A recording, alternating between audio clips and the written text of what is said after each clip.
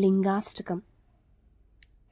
ब्रह्ममुरारिसुरार्चितलिङ्गं निर्मलभासितशोभितलिङ्गम् जन्मजदुःखविनाशकलिङ्गं तत्प्रणमामि सदा शिवलिङ्गम्। देवमुनिप्रवरार्चितलिङ्गं कामदहनकरुणाकरलिङ्गं रावणदर्पविनाशनलिङ्गं तत्प्रणमामि सदा शिवलिङ्गम्।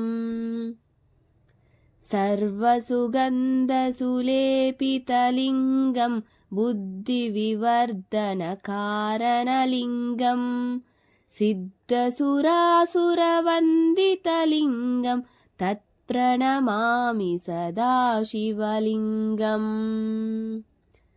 कनकमहामणिभूषितलिङ्गं फणिपतिवेष्टितशोभितलिङ्गं दक्षसुयज्ञविनाशनलिङ्गं तत्प्रणमामि सदा शिवलिङ्गम्।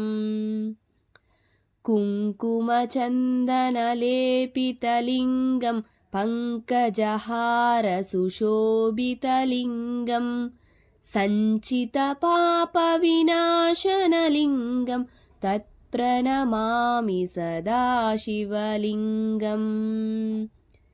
देवगणार्चितसेवितलिङ्गं भावैर्भक्तिभिरेव च लिङ्गं दिनकरकोटिप्रभाकरलिङ्गं तत्प्रणमामि सदा शिवलिङ्गम्।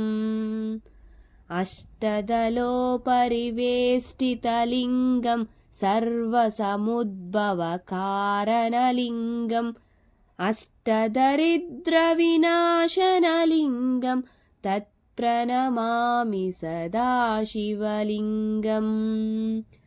सुरगुरुसुरवरपूजितलिङ्गं सुरवनपुष्पसदार्चितलिङ्गं परात्परं परमात्मकलिङ्गं तत्प्रणमामि सदा शिवलिङ्गम्। लिङ्गाष्टकमिदं पुण्यं यः पठेत् शिवसन्निधौ शिवलोकमवाप्नोति शिवेन सह मोदते।